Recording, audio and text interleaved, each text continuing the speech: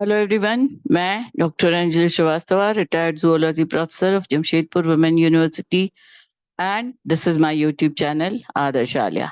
हम देख रहे हैं सीरीज रिसर्च मेथोडोलॉजी का, जिसके अंतर्गत ये हमारा 6th पार्ट है।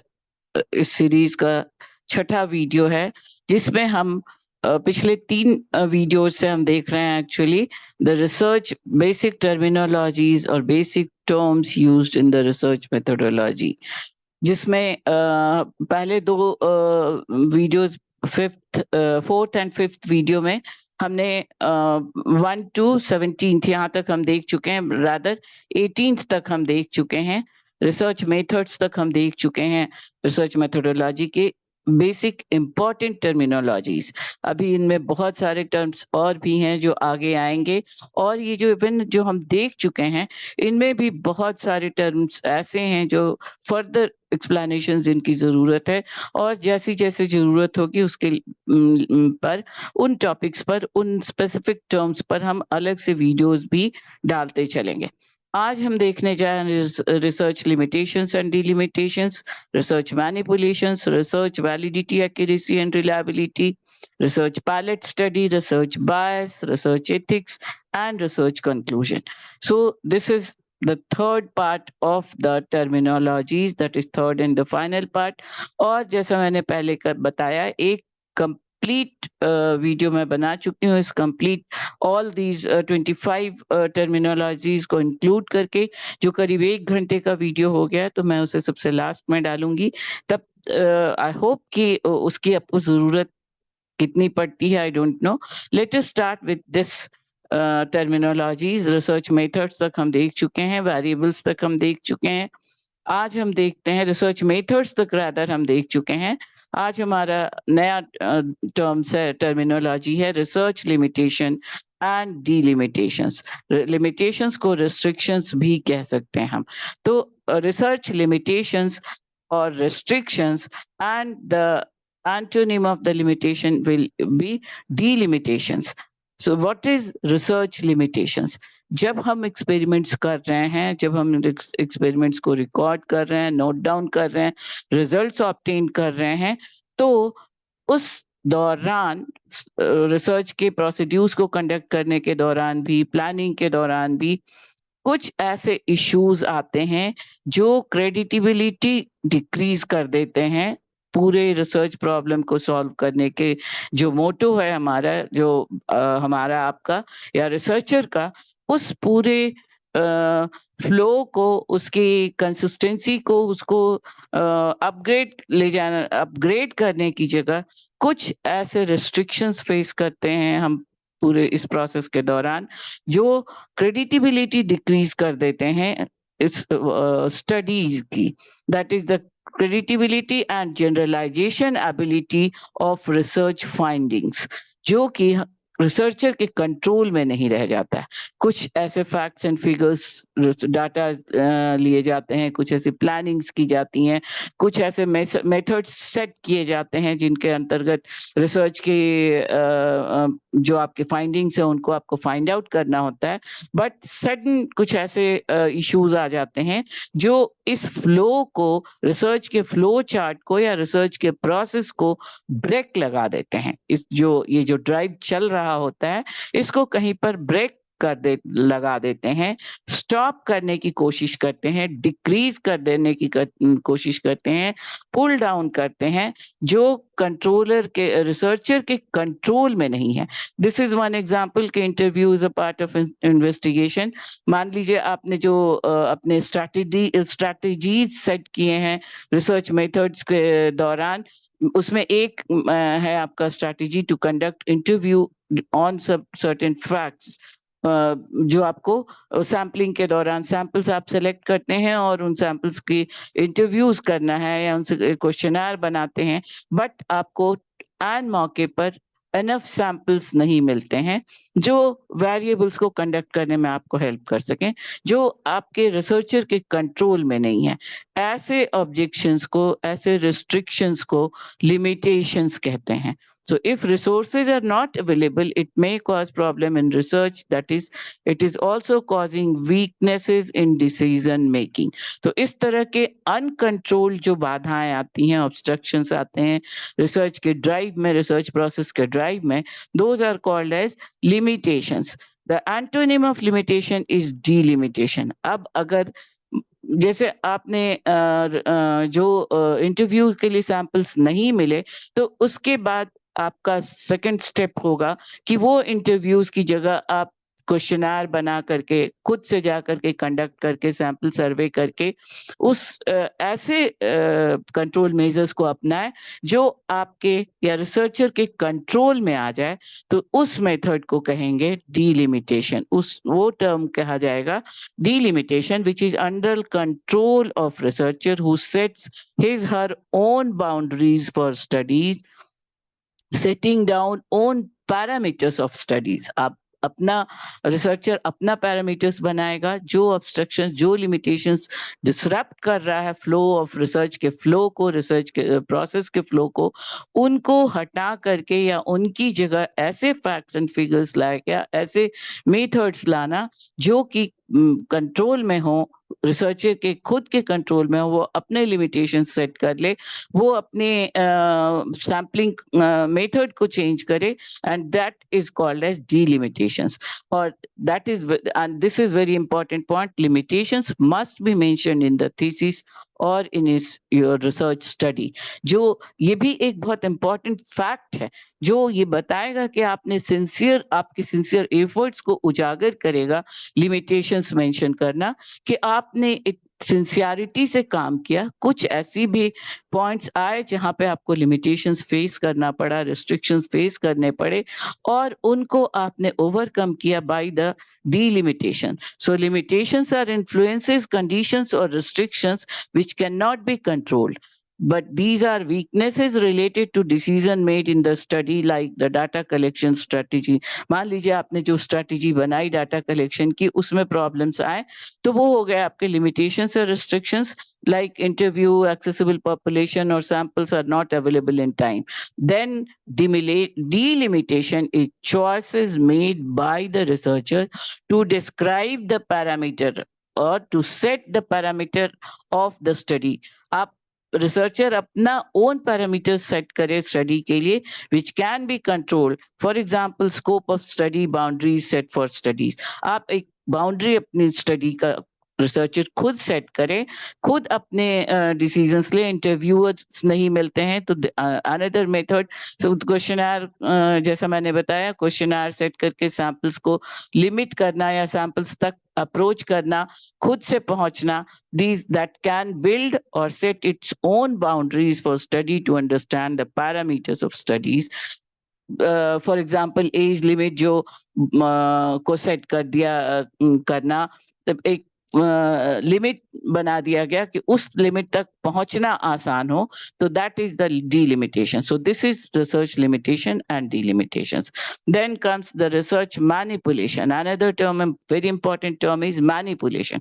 Manipulation का मतलब हुआ to bring the required changes in the framework. जो conceptual framework या constructural framework बनाया गया है काम का, उसके अनुसार अगर मन मुताबिक रिजल्ट्स नहीं मिल रहे हों, तो उन अपने रिक्वायरमेंट के हिसाब से मन मुताबिक रिसर्च के फाइंडिंग्स को पाने के लिए जो चेंजेस किए जाते हैं, जो मैनिपुलेट किया जाता है कंडीशंस को, रिसर्च के कंडीशंस को, that is called as manipulation. That is, इसको डिफाइन कर सकते हैं हम मैनिपुलेशन को, एन इंटरवेंशन और ट्रीटमेंट इंट्रोडक्शन.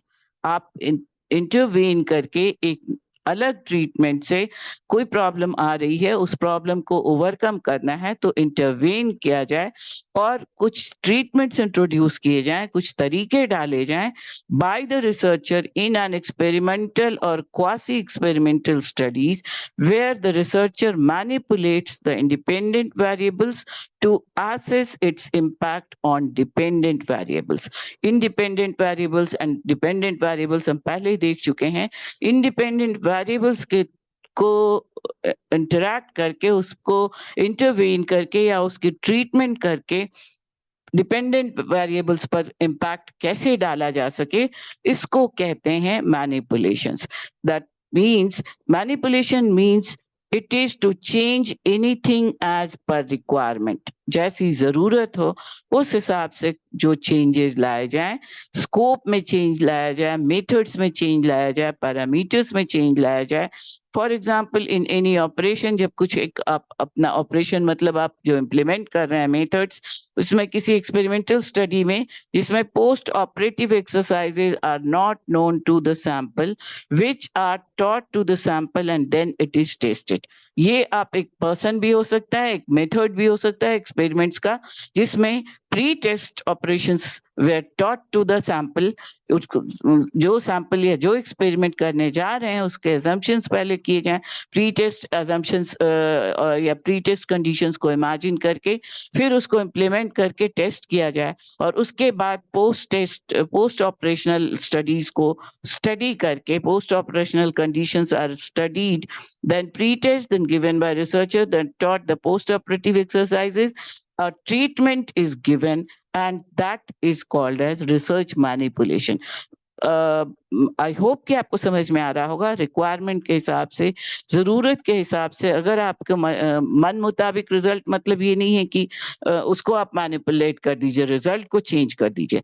रिजल्ट जैसा आपको चाहिए, सेटिस्फैक्टरी रिजल्ट्स नहीं मिल रहे हैं तो क्यों नहीं मिल रहे हैं, उन चीजों को इन्वेस्टिगेट करके, उनको सुधार करके, ट्रीटमेंट करके, उस इंटरवेंशन करके, कंडीशंस को एज पर रिक्वायरमेंट इम्प्लीमेंट करके, चेंजेस को, इंटरवेंशन को या ट्रीटमेंट को डिजायर्ड या रिक्वायरमेंट के हिसाब से, रिजल्ट्स के हिसाब से आप ट्रीटमेंट कर सकें, एक्शंस ले सकें, that is called as manipulation.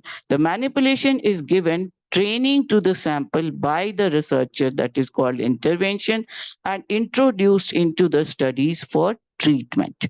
So the एक लाइन में, this is I think आपको एकदम क्लियर हो गया होगा manipulation in this last line. Then the another terms are research, reliability, accuracy and validity. Rather it should be, ये होना चाहिए था validity, accuracy and reliability, but anyway चलिए तीनों को ही these are the co-related terms. सबसे पहले है वैलिडिटी। किसी भी इंस्ट्रूमेंट को आप इंप्लीमेंट कर रहे हैं अपने एक्सपेरिमेंट्स में, तो वो अगर एक्यूरेट रिजल्ट दे रहा है, कितना एक्यूरेट रिजल्ट दे रहा है, वो हो गया एक्यूरेसी। वो रिजल्ट सही आ रहा है, एक्यूरेसी शो कर रहा है वो इंस्ट्रूमेंट या वो तरीका, तो दैट इज वैलिडिटी। और उसकी फ्रीक्वेंसी या कंसिस्टेंसी कितनी है उस इंस्ट्रूमेंट की, उस रिजल्ट की, उस वैलिड एक्यूरेट रिजल्ट की, वैलिडिटी की, दैट इज रिलायबिलिटी। मान लीजिए आप एक टेम्परेचर लेने के लिए थर्मामीटर यूज कर रहे हैं, अगर सही आपको टेम्परेचर दे रहा है वो thermometer, that means that thermometer or that instrument is valid as it is giving accurate results. अब उसकी एक्यूरेसी को मेजर करना होगा। अगर वो एक बार नहीं, दो बार नहीं, बार बार उस प्रोसेस को रिपीट करके बार बार आपको सही रिजल्ट्स आ रहे हैं, एक्यूरेसी आपको अच्छी मिल रही है, then that instrument is very much reliable. कोई पर्सन बहुत रिलायबल है, कोई मेथड बहुत रिलायबल है, तो इसका ये वैलिडिटी का मतलब सही होना, एक्यूरेसी मतलब कितना परसेंटेज, कितने हद तक सही होना, और रिलायबिलिटी मतलब कितना भरोसेमंद, बार बार करके रिलायबिलिटी मेजर की जाती है। तो ये आई होप कि आपको समझ में आया होगा। The languages we can you can take from here, reliability is the degree of consistency, कितना कंसिस्टेंट है, एक बार नहीं कई बार एक्सपेरिमेंट को करके देखते हैं। और accuracy with which an instrument measures the attributes to what it is design to measure, जिस काम को मेजर करने के लिए इंस्ट्रूमेंट को बनाया गया है उसकी कंसिस्टेंसी कितनी है वो रिलायबिलिटी बताता है, सही का मापदंड क्या है वो एक्यूरेसी बताता है, and that reliability is decided by repeating the experiment, that is showing validity and accuracy measurements. पहले वैलिडिटी मेजर की जाती है, एक्यूरेसी देखा जाता है, उसके बाद कई बार कंडक्ट करके रिलायबिलिटी अचीव किया जाता है। So the validity is the degree to which an instrument what it is intended to measure, जिस काम के लिए वो इंस्ट्रूमेंट है उसकी कितनी एक्यूरेसी शो करता है, that is the validity. Accurate conditions को एक्यूरेसी कहते हैं, एंड कंसिस्टेंसी, कितना कंसिस्टेंट वैलिड रिजल्ट्स आते हैं, that is the reliability. And then the research pilot study, very very important part of the end of the planning phase. Planning आपने कर ली है, researcher ने पूरी प्लानिंग कर ली, अब उसे एक्सपेरिमेंटल फेज में उतरना है, पर लार्ज स्केल पर complete true experiments, real experiments को शुरू करने के पहले एक सैंपल के साथ एक छोटा स्टडी जब किया जाए तो उसको हम कहते हैं pilot study. Pilot is the driving force, जो इम्प्लीमेंट करके जो पूरे मेथड को ड्राइव करेगा, पूरा problem solution statement, problem solving condition को ड्राइव करने के पहले एक छोटा सैंपल के साथ जो स्टडी किया जाता है, पूरी मेथड्स की वैलिडिटी जानी जाती है, एक्यूरेसी जानी जाती है, रिलायबिलिटी जानी जाती है, वो तो इंस्ट्रूमेंट का तो जाना ही गया, वो सारे टर्म्स, सारा inter relationship of the concepts, data का एक्यूरेसी, डाटा एनालिसिस की एक्यूरेसी, एवरी जितने भी टर्म्स अभी तक हम डिस्कस कर चुके हैं, इन सब टर्म्स को प्रैक्टिकली जांचने के लिए एक छोटा समराइज स्टडी किया जाता है, that is called as pilot study. The study carried out at the end of the planning phase of research in order to explore and test the research elements to make relevant modifications in the search process. Search के process में जो tools हैं, जो methodologies हैं, जितने भी elements हैं आपके उस रिसर्च प्रोसेस के, उनकी टेस्टिंग करने के लिए, उनकी एक्यूरेसी जांचने के लिए एक छोटी स्टडी की जाती है, एक समराइज स्टडी किया जाता है, टू फाइंड आउट कि क्या क्या शॉर्ट कमिंग्स हैं जिनको ओवरकम करने की जरूरत है, मॉडिफिकेशंस करने की जरूरत है, to get the accurate results during your research process. And that study is the pilot study. It is a small experimental study to conduct at the end of the planning phase to find weaknesses and make modifications in the methodology or study. So the piloting is beginning, not the entire study, to drive the tool instigated journey. Pilot study, just a sample study on the basis of which methods used can be accepted or can be improvised further, done before real study, so that improvisations can be done before beginning of real study to avoid biased study.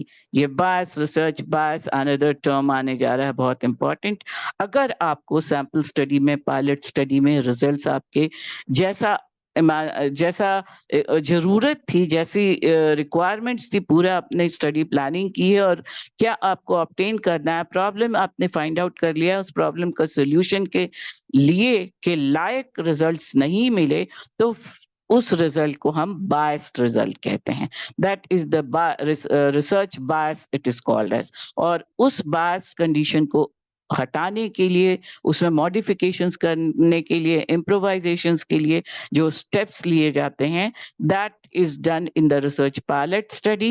And the research bias is a research terminology, means there is an inaccuracy or diversion from the truth or assumptions of your research. आपने जो जानना था, आपका जो problem solution था, उसमें जो inaccuracy पाई गई, वो है research bias. If there are systematic differences in the groups you compare in your research, there is a selection bias. अब ये bias के कई एक टाइप होते हैं। पहला हो गया सिलेक्शन बायस, जिसमें आपने जो सिलेक्शन किए थे अपने ग्रुप्स के बारे में, उनमें आपको सिस्टमेटिक डिफरेंस मिले, तो वो हो गया selection bias. If A participant withdraws from your study during the investigation, it leads to attrition bias. कोई पार्टिसिपेंट या कोई सैंपल इनएक्यूरेट काम करे या withdraw कर ले, तो that is inattrition bias. Then performance bias occurs when the disparities among the randomized group other than intervention you are using are accidentally introduced, which ultimately disrupt study or outcomes. अचानक से कोई issue आ जाए, अचानक से कोई intervention हो जाए, randomise groups intervene करें, जिसकी वजह से परफॉर्मेंस बायस होता है. Then beside these research terminologies, detection bias refers to systematic disparities in how the results of the study are assessed among groups. So these are the different types of bias. Then lastly comes the research ethics. हर काम का एक ethical value होना चाहिए, moral value होना चाहिए. जब भी जहां भी ह्यूमन से रिलेटेड ऑर्गेनिजम्स, लिविंग ऑर्गेनिज्म से रिलेटेड या लिविंग थिंग्स से रिलेटेड कोई इशू आता है, तो हमेशा उसके साथ जुड़ा होता है एक एथिकल पार्ट, नैतिकता. क्या होना चाहिए, क्या नहीं होना चाहिए.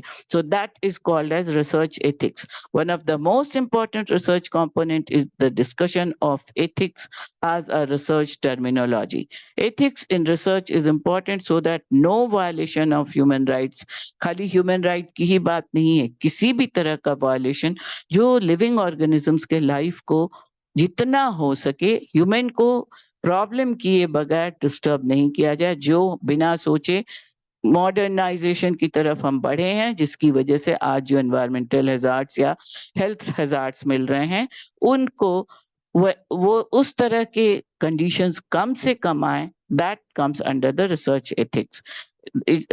Research ethics refers to principles that govern researchers who carry out human-focused research. Ethical standards are intended to safeguard the participants' security, privacy, autonomy, integrity and well-being.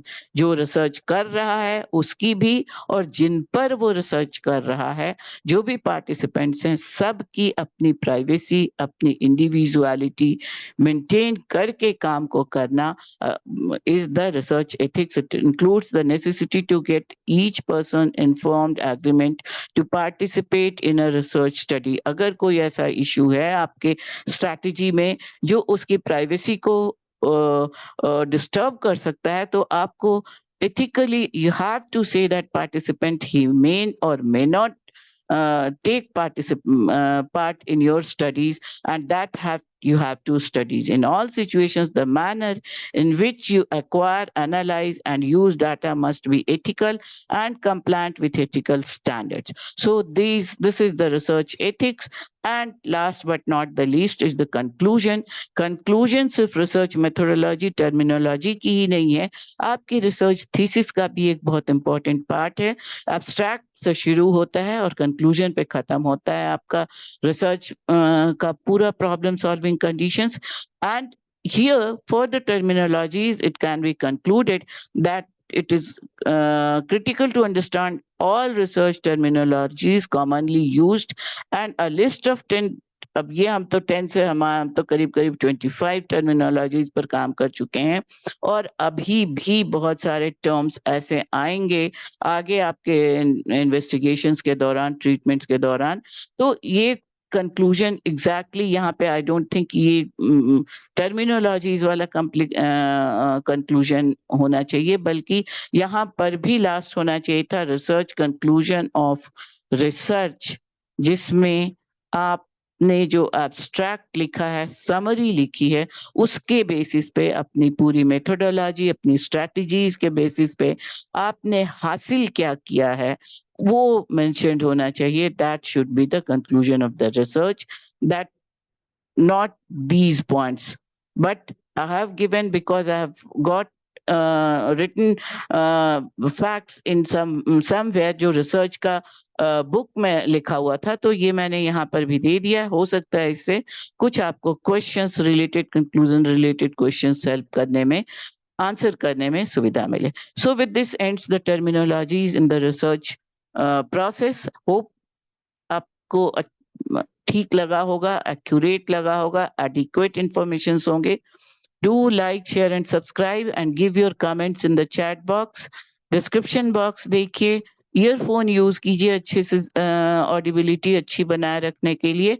और don't forget to press the bell icon to get notifications of the upcoming videos. अभी हम research methodology बहुत लंबी series होने जा रही है, जो आपको सिर्फ थ्योरेटिकल पॉइंट ऑफ व्यू से, एग्जामिनेशन पॉइंट ऑफ व्यू से ही नहीं इम्पोर्टेंट है, अगर आप रिसर्च करने में इंटरेस्टेड हैं तो भी ये पॉइंट्स आपको समझने के लिए काफी इम्पोर्टेंट है। So thank you students.